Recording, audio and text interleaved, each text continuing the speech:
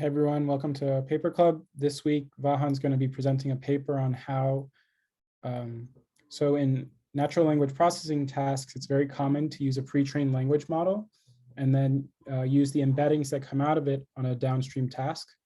And this paper is about how the frequency of terms in the pre-trained language, like the corpus that was used to pre-train the model, affects the performance downstream. So it's a pretty interesting paper, and with that, I'll hand it over to Vahan. Thanks, Peter. Hey, everyone. I'm trying to load the paper and share my screen. There you go.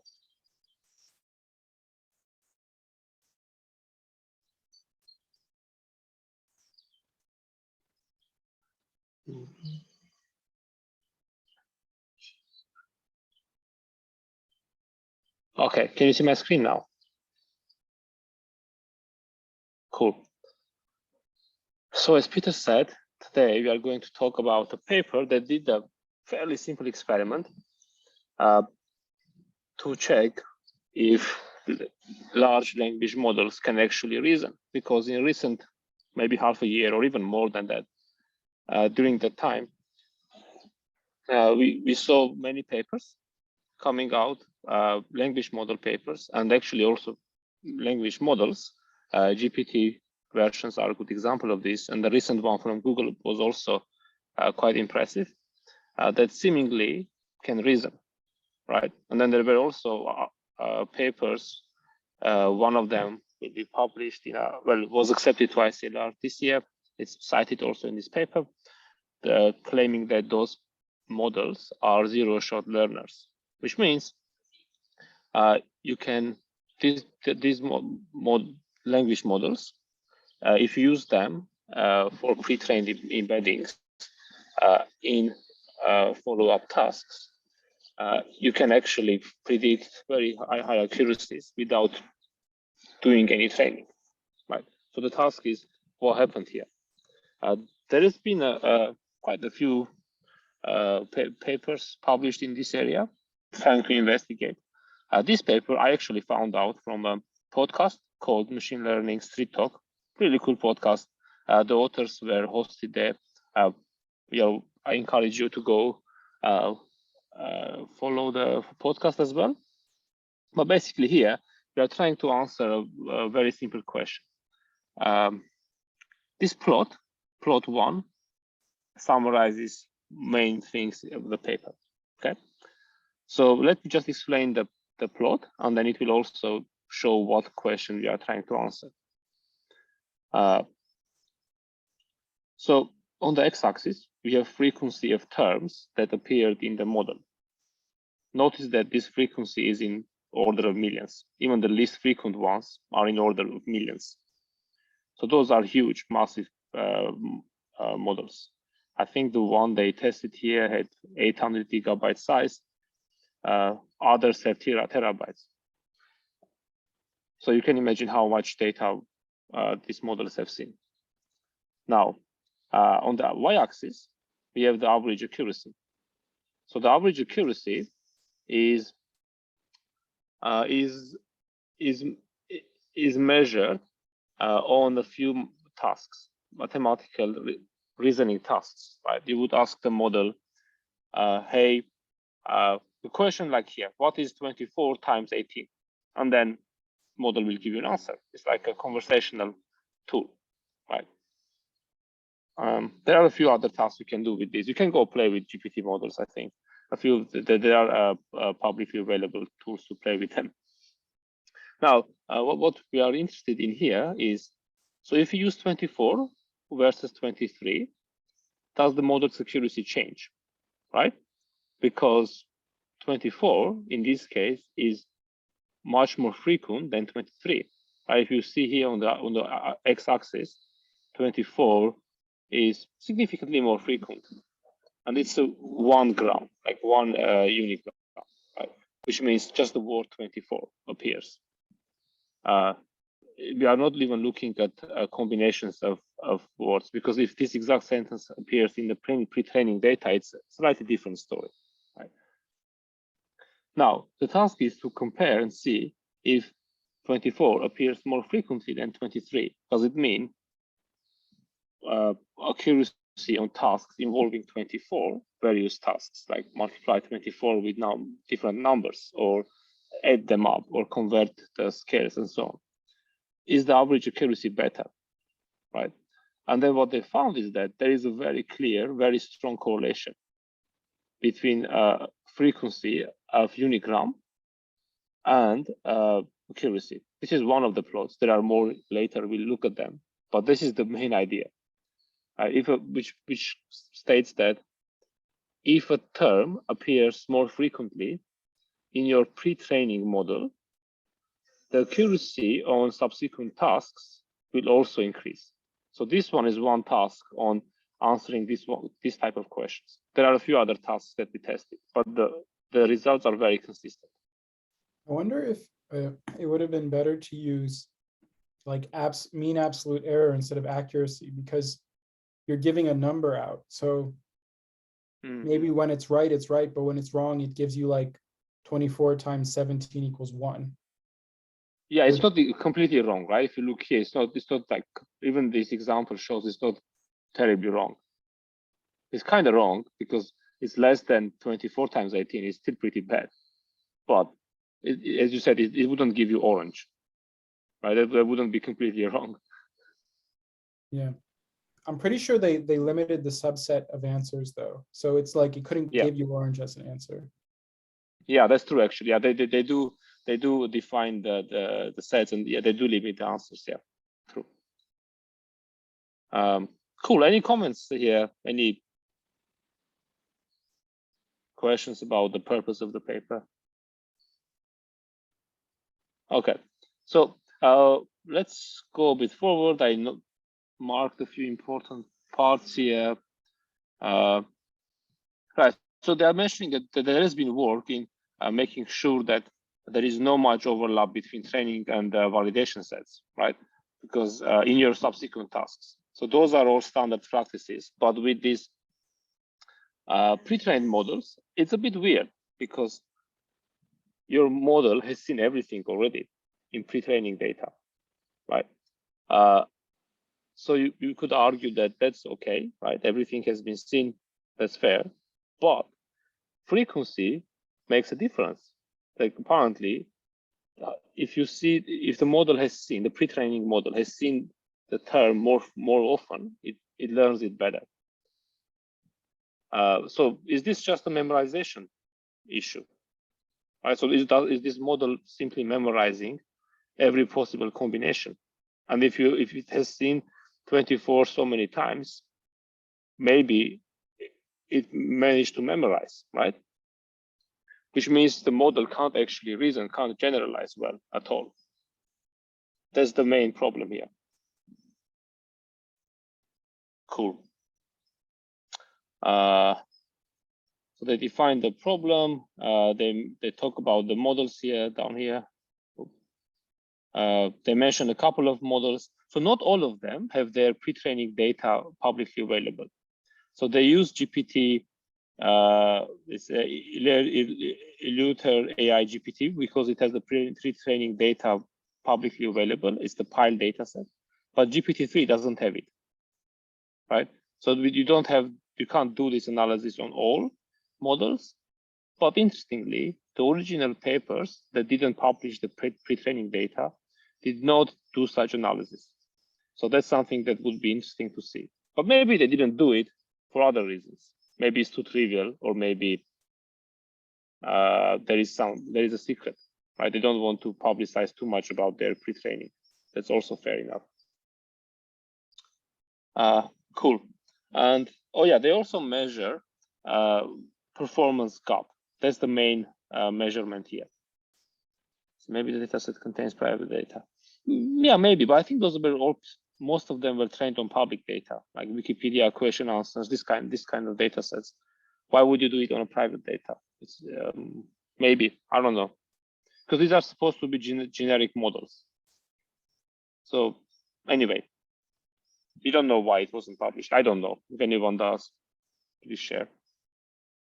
Now, so they define this performance gap metric to measure the reasoning abilities of a model.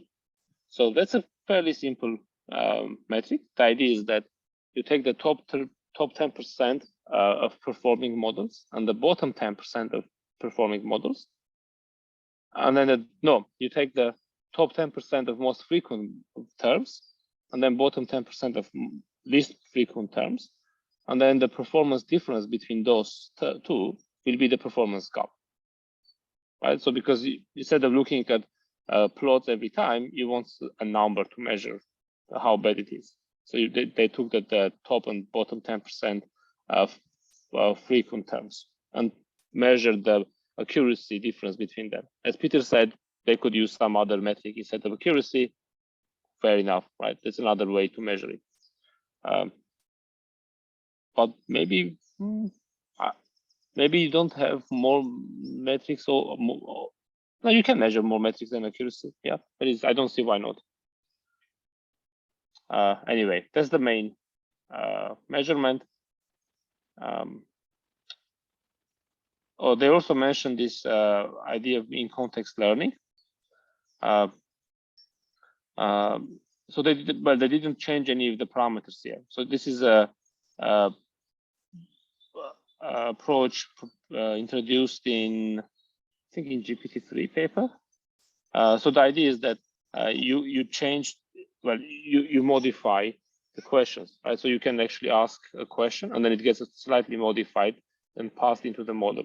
So when you ask what is 23 times 18, it gets modified before being passed to the model, which they do here as well in their experiments. That's fine. Right, how do you measure frequency? So a bit of notation here.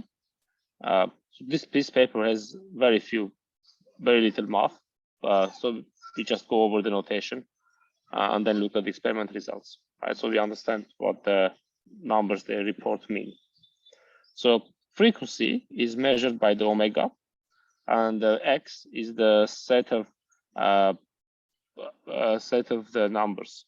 So, for example, if you look up here, for each instance, we extract counts of the number of times that a subset of its items x appear within a specified window in the pretraining data. I think the window is not too large, maybe the 15, 13 size.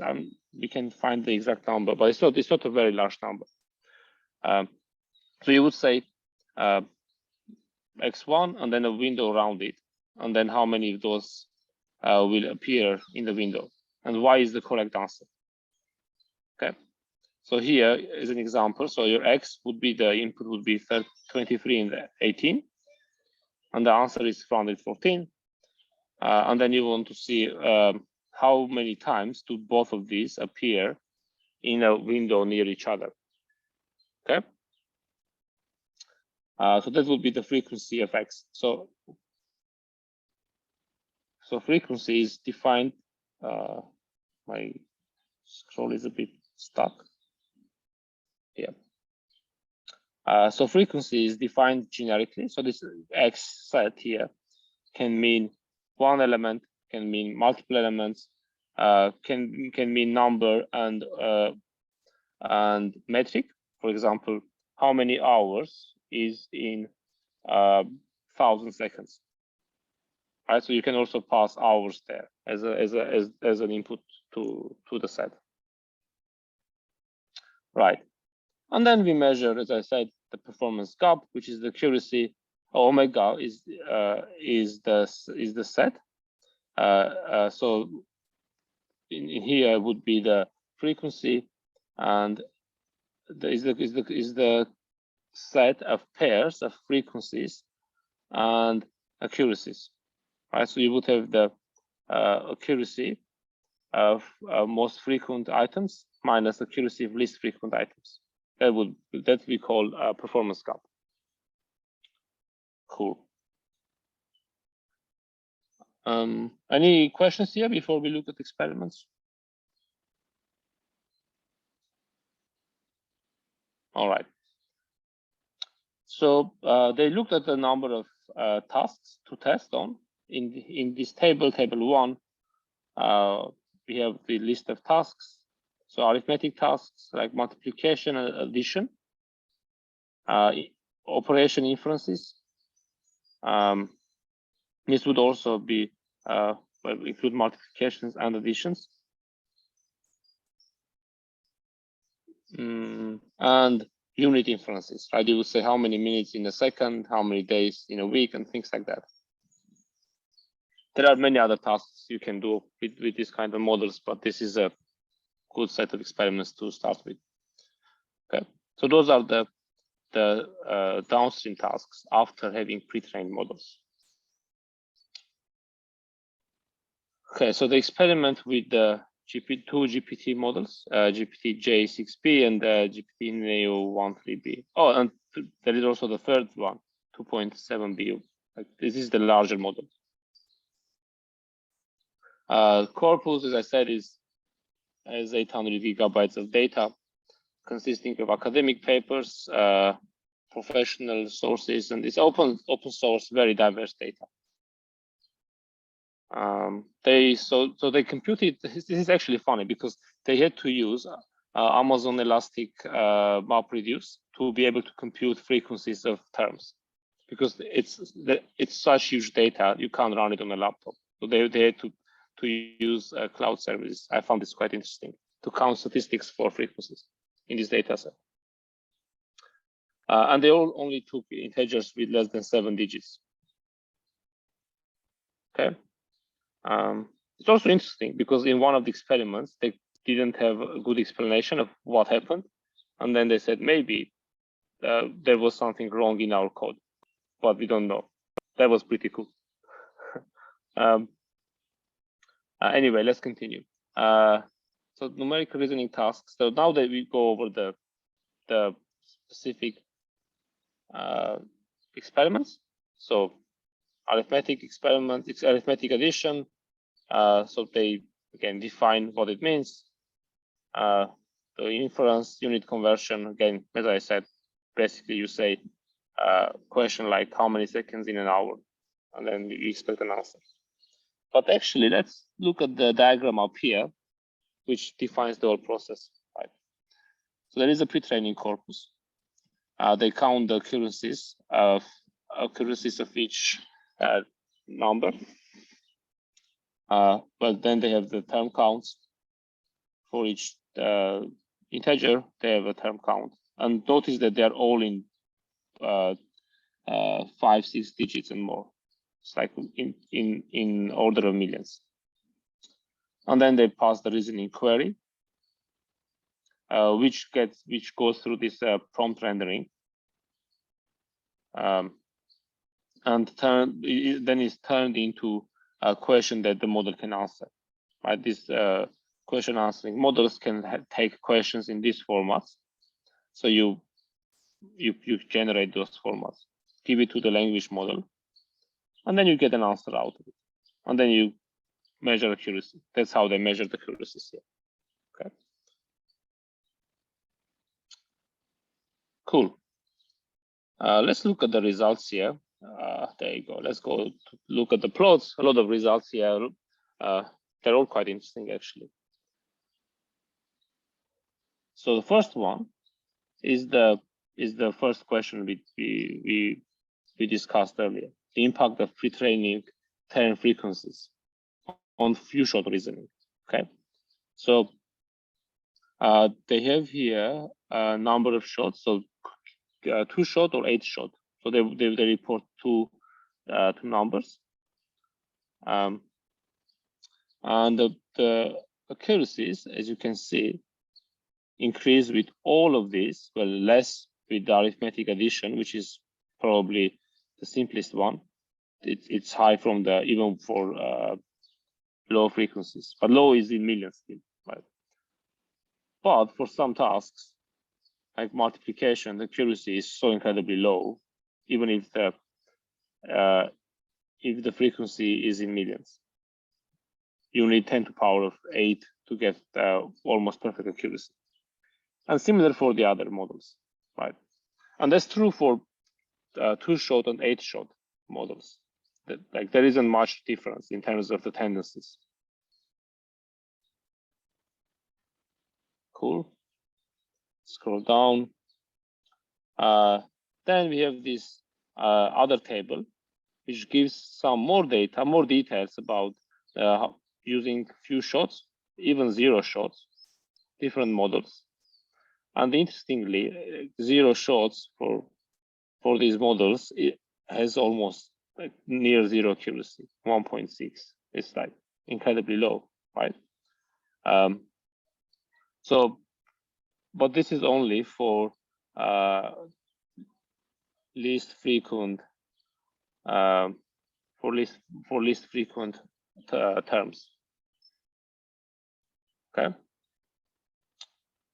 Oh yeah, I think the accuracy is over the entire data set. This accuracy. Yeah.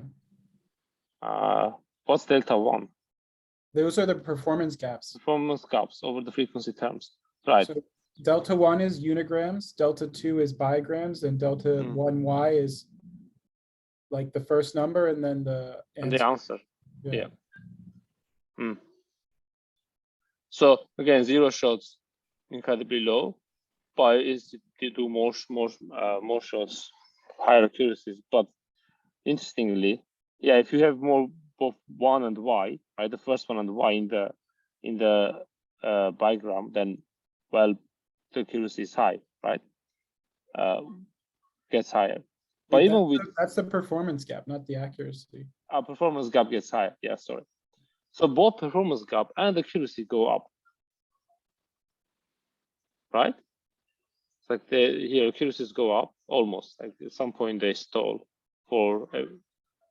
but also performance gap gets higher, which means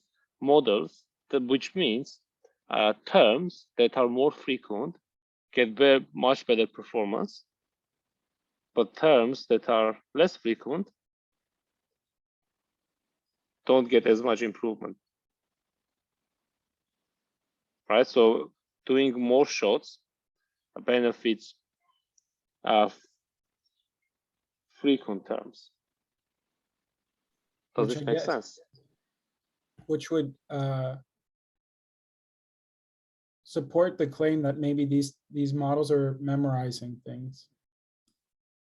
Like that it's not necessarily reasoning, it's more memorization and like figuring out which part of the model contains the information that is relevant to this task. Yeah, so the first step from 0 to 2, okay, right? So that is large change. Interesting, right? So what's so the model must be learning something in this few shots. So it seems that the idea of what's an addition or multiplication is probably not that well defined in the pre-training data set. So there is clearly something happening in the first few shots. Of course, when you have 10 to the 6 instances in a training set, it's going to be very difficult to really get a good grip of what information is it that is actually in there. Is there already some sort of additional information in there, or does the model simply get an idea of what is a number? I don't know. I think what's interesting is that accuracy jumps up, but also performance gap. So only terms that are most frequent have benefit from these extra 2 shots. Yeah, but again, it could be just because it's, if you have like a number line, it won't be knowing where the number line, where a number is on the number line. But if it has, say, I don't know, an idea that the number of minutes in an hour is 60, and there are many hours in a day, maybe that's how it gets the idea that 60 is smaller than 120. Because I'm sure that the machine won't understand decimal numbers by itself, right? But it gets the concept of a number, and it would be interesting to see whether the machine is good at ordering numbers. If you give it a certain set of numbers, can the machine order them? Yeah. Interesting, right? But at least if anyone was worried that these machines are becoming conscious. They're not. They are just huge memorizing machines, which is, I guess, good news. It's also a bit disappointment, isn't it? Also disappointment, yes. No, I think it's encouraging that it's not that simple. That too, yeah. Yeah. Like there's got to be some magic that we hopefully will discover one day. Teach the NLP model how to use a calculator. Yeah. So when I was listening to the forecast, the guy had a good example. He was saying, imagine I'm an extremely fast typer. So whatever question you ask me, I Google it very quickly and return the first result. It might give the same sort of accuracy, right? Which is basically what this model is doing, because it has seen so much data, which is basically all of internet. And it can very quickly search and find the answer from what it has seen. There's a philosophical paper from the 70s about what is intelligence, and it's called the Chinese Room. Maybe we'll do it. We could do it as a paper club one day. But it's Searle? What? What is this? The Searle paper? Was that the guy? Maybe it's from I think someone who does linguistics who wrote the paper. Yeah. But it's basically about whether the person in the room is actually translating or not, or like it's about intelligence, but it relates to this. I don't want to give it away in case we present it in paper club. Yeah, no spoilers. So let's continue here then. So there is an interesting thing in figure 5, but before we get there, oh yeah, this is the one that doesn't follow every other result here. So basically, this is one conversion from decade to year, right? Maybe the simplest one. And you can see that even with the least frequent terms, the performance doesn't improve, right? Which is very interesting. So here is where the authors claim either this is an extremely easy task because adding a 0 may be easy enough to learn, or maybe there is something the arithmetic doesn't capture, or maybe there is a error in how they compute the frequencies, which is unlikely, right? This is clearly a simple task. That's right. Okay. But other than that, we have here the other metric, year to month, which also clearly increases with frequencies, both 2 shot and 8 shots. Right. So here we have some more data. This one is more conversions, right? Very similar tables, right? If you see, can go even from 0 accuracy, no, 0 gap accuracy 1. This is perfect, right? This is interesting. 0 shot. No, this is not 100. This is 1. So incredibly low accuracy, 0 gap.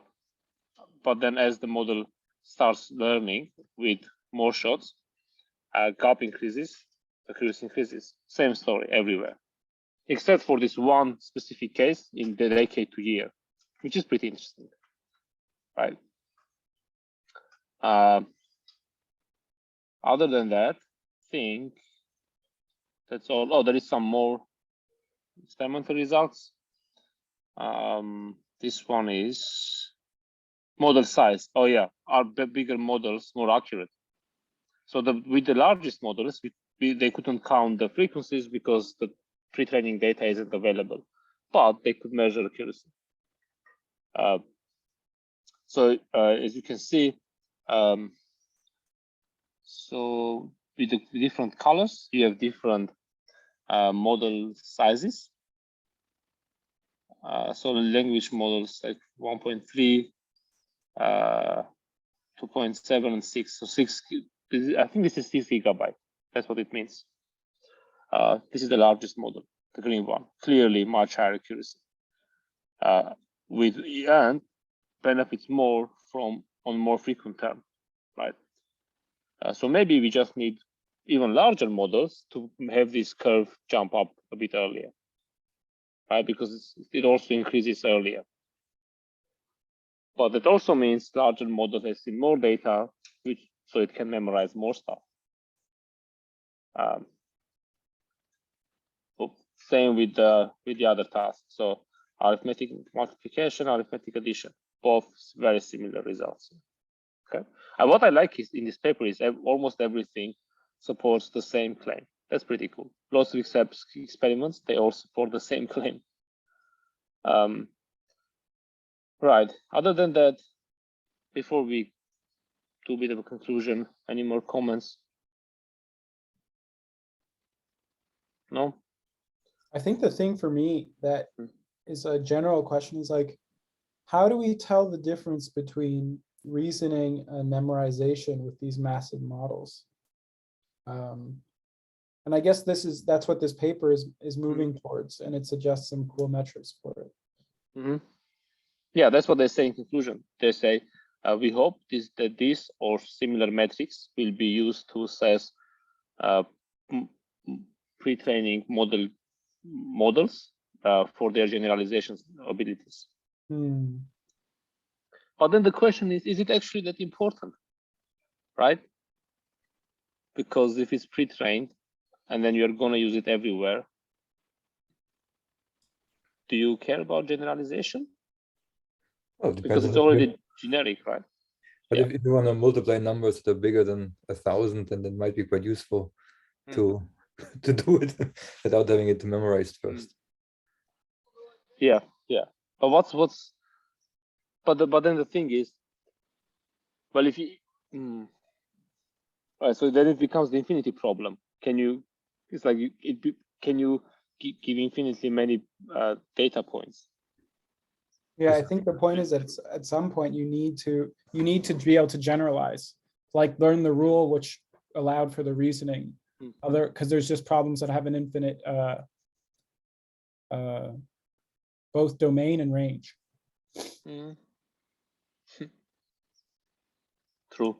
And especially if you want to do at some point theorem finding by algorithm, which of course is something people discussed about and tried in a long time. And certain modern theorems you can only validate via a computer essentially, because you sort of need the raw power to exclude certain constellations of something. But it of course would be interesting at some point to find interesting theorems that are beyond human capabilities, and then that becomes quite critical whether they can reason, right?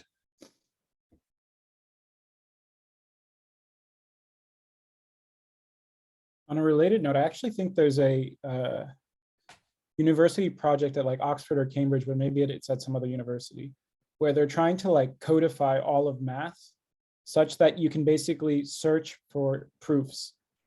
But I think the search is like a brute force search. Must be, right? Isn't it? You can prove that there are infinity of proofs, right? So isn't that what all the Gödel stuff about is? That question is not whether you can necessarily find a proof, but can you find interesting ones that are like I actually wrote for a project once an expression optimization where I was trying to like determine elements, like things about the geometry of something, and by far, like you always saw things like the hypotenuse is greater than the in length than like one of the other triangle sides and stuff like that. Really trivial things that were not useful, and it's hard to filter those out because with that type of search, there's no way of finding, like, there's no structure in that kind of search really that you can add to it. Yeah. Of course, what is interesting to a human might not be immediately obvious, but what's interesting to a machine. So truthfully, that they are all the same truth values, right? I think there is another takeaway here that we should be more careful about, is that the pre-training corpus is very important for your downstream task. Right? If you're performing a downstream task on a pre-trained model, you probably should check if the corpus actually matches on the text you have in your downstream task. Because clearly these experiments show that if you don't have enough data in the pre-training corpus, then your the accuracy of your downstream task will suffer.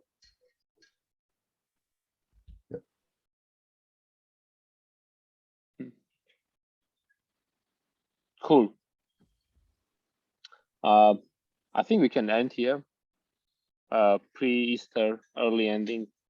Sounds good. Yep. Everyone have a